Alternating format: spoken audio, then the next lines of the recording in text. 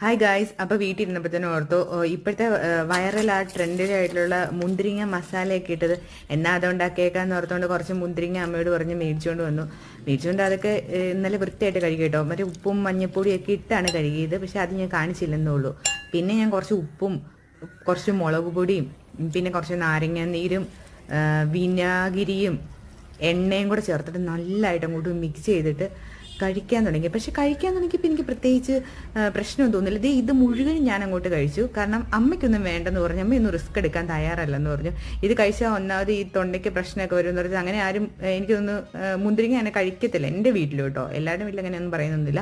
പക്ഷേ ഞാനിങ്ങനെ കണ്ണൊക്കെ അങ്ങോട്ട് മിഴിച്ച് ഭയങ്കര ടേസ്റ്റാന്ന് പറഞ്ഞുകൊണ്ട് ഞാൻ ഇതങ്ങോട്ട് കഴിച്ചു കേട്ടോ.